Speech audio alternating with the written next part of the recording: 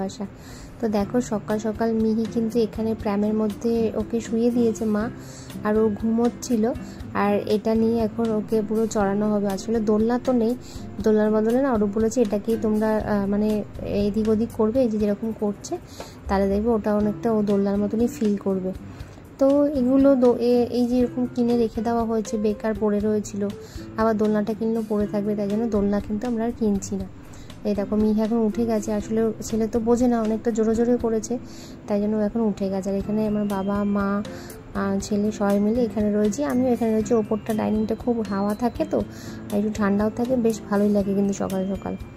তারপরে এরপরে শুরু হয়ে যাবে রাজ্যের কাজ, রাতে মানে রান্না বান্না সব শুরু হয়ে যাবে।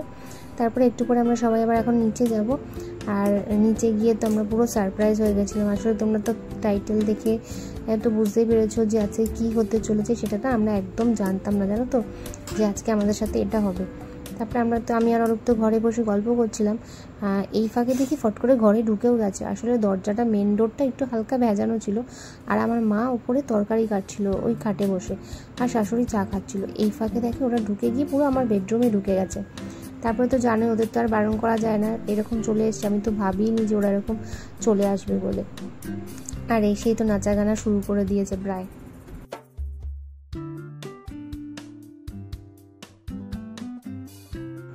আর এসেই তো বলছে কেমন আছিস, কি করছিস, সেই বলে বাচ্চা কোলে নিয়ে নিজেরাই নাচ গান শুরু করে দিয়েছে। আর মা দেখো থতভম্ব খেয়ে গেছে, মানে তরকারি রাখবে কোথাও, ও মাকে বলছে সরা সরা, এগুলো সরা, আমরা নাচবো, এইসব বলছিল।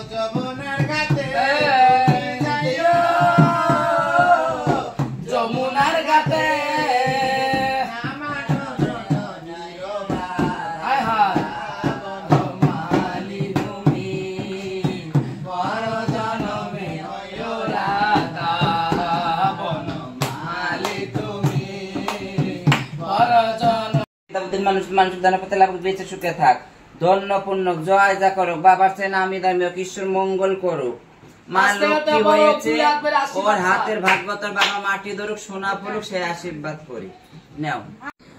সত্যি কথা বলতে আমি ভেবেছিলাম নার্সিংহোমে হয়েছে তো আমার বেবি, তাই জন্য মনে আসবে না, কারণ অনেকটা দিন প্রায় হয়ে গেছিলো, কিন্তু না, দেখলাম চলে এসেছে। আমার তো পুরো ভুল ধারণাটা ভেঙে গেল। ওইদিকে শাশুড়ি চাল বার করছে, ওদের চাল দেবে, ওরা কিন্তু চেয়েছে প্রায়, কিন্তু প্রায় না, আমাদের বলছে বেশি চাইনি, অরূপকে বলছে 50 চেয়েছি, 50 বললাম না, মানে 50 বলেনি, 40 বলছে।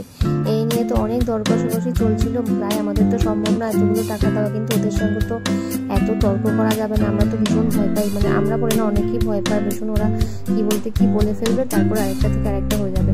তাই আমি অরূপকে বলছি কম বেশি করে একটুখানি দিয়ে দাও বাবা।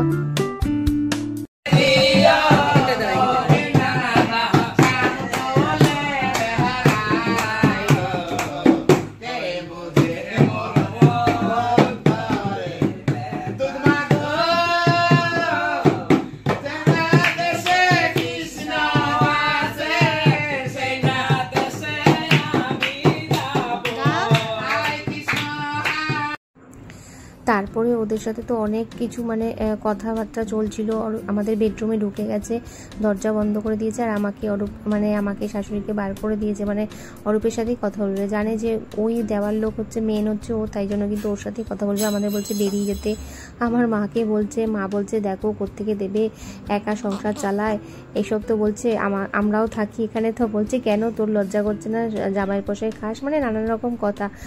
যদিও এটা মানে হাসি পাচ্ছিল, পরে তো আমরা এই নিয়ে প্রচণ্ড হাসাহাসি করেছি, কিন্তু তোমরা অনেকেই জানতে চাইবে যে কত নিয়ে গেছে, লাস্টে কিন্তু 25 নিয়ে গেছে ওরা, আর সেটাও আমাদের পক্ষে কিন্তু অনেকটাই বেশি, কারণ সবে কিন্তু এতগুলো খরচা হয়েছে। তারপরে কিন্তু আবার এই টাকাটা মানে মাথায় ছিল না যে এরা আসবে, আর আমি তো সমানে ওদেরকে বলছি না নার্সিংহোমে হয়েছে তো তাই আর আসবে না, হসপিটালে হলে ঠিক আসতো। তো যাই হোক, এখন আমাকে আবার ওরা সবাই প্যাক দিচ্ছে, যে বলছে হ্যাঁ তুমি তো বলেছিলে আসবে না, ঠিক আসলো। আমি বলছি কোথা থেকে খবর পায়, ফার্স্টেই সকালবেলায় একদম আমাদের বাড়িতে এসছে, তারপরে তো আশেপাশে মানে আবার যাবে কোথায় এইসব বলছে। যাই হোক, ওদের আশীর্বাদ পেয়েছি, এটাই অনেক। ওরা কিন্তু আশীর্বাদ ওদের অনেক ফলে। আমার ছেলে ছিল না, ছেলেকেও আশীর্বাদ করে গেছে। আর এখানে ভাই বোনে খেলা করছিল তারপরে। আর মাঝে মাঝেই তো মানে মাঝে মাঝে না, মানে একদম মানে কিছুক্ষণ পরপরই বলবে আমার কোলে দাও, আমি খেলবো, এই করবো সেই করবো। ছেলে কিন্তু এরকম বলতেই থাকে, সে নিতে পারে না কিন্তু নেওয়ার চেষ্টা করে, তারপরে একটু দোলানোর চেষ্টা করে, ওর সঙ্গে গান করে। আবার জানো তো আমরা একটু হরে কৃষ্ণ হরে রাম গান করি, তো ও কিন্তু ওর বোনের সঙ্গে কিন্তু এরকমই গানটা করতে থাকে। আর এইখানে দেখো দেখায় ও বোনকে পেয়ে এরকম করছে নাকি বোনের আনন্দে করছে বুঝতে পারছি না, যে ও এরকম দেখো ওকে একটা হেয়ার স্টাইল করে দিচ্ছে, ওই বলছে আমাকে করে দাও।